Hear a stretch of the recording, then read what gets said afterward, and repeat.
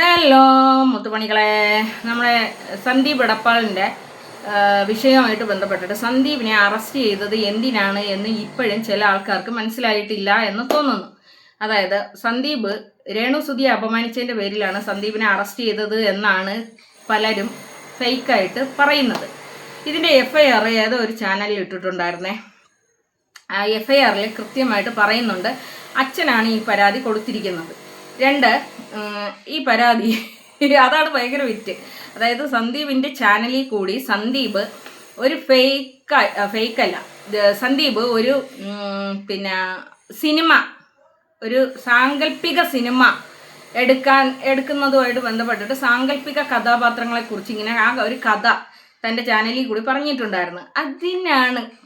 അതിനാണ് അറസ്റ്റ് ചെയ്യപ്പെട്ടത്.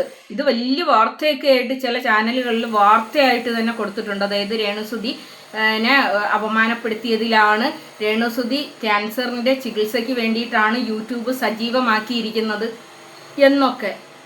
എനിക്ക് ഭയങ്കര അതിശയമായിട്ട് തോന്നി. അതായത് ഒരു ക്യാൻസർ പേഷ്യൻ്റ് ചികിത്സയായിട്ട് ബന്ധപ്പെട്ടിട്ട് മാനസികമായിട്ട് ശാരീരികമായിട്ട് തളരുന്ന ഒരു അവസ്ഥയിൽ യൂട്യൂബ് സജീവമാക്കി. നിങ്ങൾ അത് മറന്നു പോകരുത്.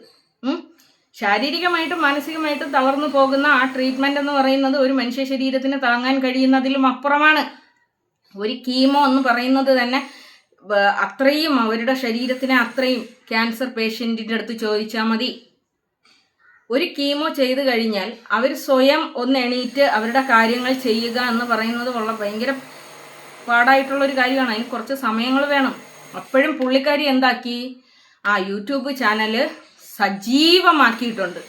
ഇതിൽ ചില കാര്യങ്ങൾ പറയാതിരിക്കാൻ വേണ്ടിയിട്ട് പറ്റില്ല. ഇവിടുത്തെ ആദ്യത്തെ രോഗി അല്ല രേണുസുധി. രണ്ടാമത് രേണുസുധിക്ക് ആരുമില്ലേ എന്നുള്ള ഒരു ചോദ്യവും കൂടി വരുന്നുണ്ട്. ഈ ഒരു ന്യൂസ് കേട്ട് കഴിഞ്ഞപ്പോൾ എൻ്റെ ഒരു സംശയങ്ങളാണ്. അതായത് നമ്മുടെ സർക്കാർ തന്നെ ഈ ക്യാൻസർ പേഷ്യൻസിന് ഒരുപാട് ഇളവുകളും മറ്റുമൊക്കെ ചെയ്തു കൊടുക്കുന്നുണ്ട്. ആ ഒരു രീതിയിൽ രേണുസുധി ഒരു സമയത്ത് ശരീരം മെയിൻറ്റെയിൻ ചെയ്യാൻ എത്ര രൂപ ചിലവാക്കി? അന്നേരം ആളുകളോട് ചോദിച്ചിട്ടാണോ പൈസ ചിലവാക്കി? എത്ര ലക്ഷങ്ങൾ ഓരോ ഈ പല്ലിൻ്റെയൊക്കെ കാര്യങ്ങൾ ചെയ്തിട്ട് ഭയങ്കര വന്നിരുന്ന് വീമ്പടിക്കുന്നതൊക്കെ കേട്ട് കഴിഞ്ഞാൽ എന്തോ വലിയ കാര്യം ചെയ്തതുപോലെയാണ് വന്നിരുന്ന് വീമ്പ് ഇളക്കിയത്. അതേ കണക്ക് ഞാൻ ഗ്ലൂട്ടാത്തോൺ ചെയ്തു, ഞാൻ വെയിലത്ത് പോകില്ല എന്നൊക്കെ പറഞ്ഞുകൊണ്ടൊക്കെ വന്നിട്ട് വീഡിയോകൾ ചെയ്തിട്ടുണ്ടായിരുന്നല്ലോ. ഈ ബാക്കിൽ നിർത്തുന്ന യൂട്യൂബേഴ്സിനെയൊക്കെ നിർത്തിയിട്ട് ബാക്കിൽ നിർത്തി അങ്ങനെയൊക്കെ വീഡിയോ ചെയ്തിട്ടുണ്ടായിരുന്നല്ലോ രേണുസുധി. അന്നേരം നാട്ടുകാരുടെ പൈസയൊന്നും വേണ്ടിയില്ലായിരുന്ന? നമ്മൾ ദരിദ്രരായിരിക്കുന്ന ഒരു സമയത്ത് നിന്ന് നമുക്കൊരു നല്ല കാലം വരുന്ന സമയത്ത് നമ്മൾ എന്താണ് ചെയ്യുക? ആ സമ്പത്ത് നമ്മുടെ മക്കൾക്ക് വേണ്ടിയിട്ട് സൂക്ഷിച്ചു വെക്കാൻ വേണ്ടിയിട്ട് ശ്രമിക്കും. ഈ സ്ത്രീ എന്താണ് ചെയ്തത്? ഇവരുടെ സൗന്ദര്യവർദ്ധനത്തിന് വേണ്ടിയിട്ട് ദൈവം പോലും ഇതിന് കൂട്ടു നിൽക്കൂല. ദൈവം പോലും ഈ ഒരു സംഭവത്തിന് കൂട്ടു നിൽക്കൂല. കാരണം അത്രയും ദരിദ്ര അവസ്ഥയിൽ നിന്ന് അവർക്കൊരു നല്ല കാലം വന്ന സമയത്ത് അവർ ബോഡി മെയിൻറ്റെയിൻ ചെയ്യാണ്. ബോഡി മെയിൻറ്റെയിൻ ചെയ്തിട്ട് അത് വീമ്പായിട്ട് വന്നിന്ന് പൊതുസമൂഹത്തിൽ ഇതേ സമൂഹത്തിന് മുന്നിൽ തന്നെയല്ലേ വന്നിന്ന് പറഞ്ഞുകൊണ്ടിരുന്നത്.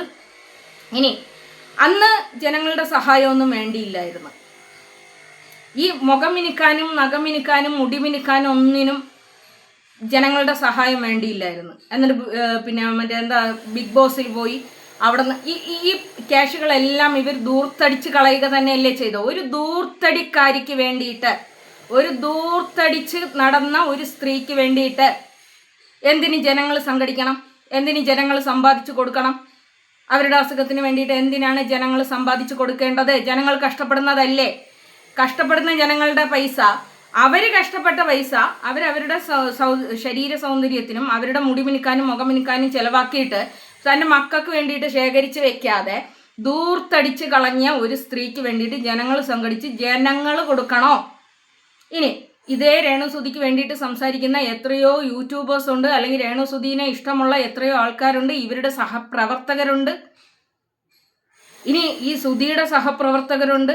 ഇവരെല്ലാം കൂടി ചേർന്നാൽ ഈ രേണുസുധിയുടെ ചികിത്സയ്ക്കുള്ള ഫണ്ട് റെഡിയാക്കാൻ വേണ്ടിയിട്ട് പറ്റൂലേടെ. അപ്പം ഇങ്ങനെ വളച്ചൊടിച്ച് ഒരു വളച്ചൊടിപ്പ് നമ്മളെ സോഷ്യൽ മീഡിയയിൽ ഈ സാമ്പത്തികത്തിന് വേണ്ടിയിട്ടുള്ള വളച്ചൊടിപ്പ് നല്ല രീതിയിൽ നടക്കുന്നുണ്ട്.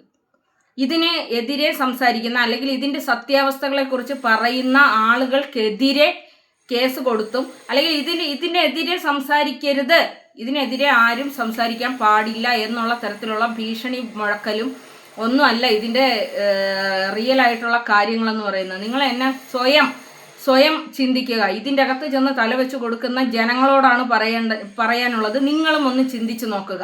ഇവർക്കൊരു നല്ല കാലം വന്ന സമയത്ത് ഇവരെന്താണ് ചെയ്തത്? അഹങ്കരിച്ച് നടക്കുകയായിരുന്നു ചെയ്തിരുന്നത്. അഹങ്കരിച്ച് ജനങ്ങളെ വെല്ലുവിളിച്ച് നടക്കുകയാണ് ചെയ്തിരുന്നത്. എപ്പോഴും ഈ ബുദ്ധിമുട്ട് വരുന്ന സമയത്ത് മാത്രം മറ്റുള്ളവർ സഹായിക്കണം, മറ്റുള്ളവർ സഹായിച്ചാലേ ജീവിക്കാൻ വേണ്ടിയിട്ട് പറ്റൂ എന്ന് പറയുന്ന ആ ഒരു നിലപാട് തന്നെ ശരിയല്ല. പിന്നെ എന്താണ്, അതേ കണക്ക് സന്ദീപിൻ്റെ കേസെന്ന് പറയുന്നത് രേണുസുധിയായിട്ട് യാതൊരു ബന്ധവും ഇല്ലാത്ത ഒരു FIR ആണത്. അതുകൊണ്ട് അങ്ങനെ രേണുസുധീനെ കുറിച്ച് പറഞ്ഞത് കൊണ്ടല്ല ആ ഒരു വിഷയം നടന്നിട്ടുള്ളത്, ആ ഒരു അറസ്റ്റ് നടന്നിട്ടുള്ളത്.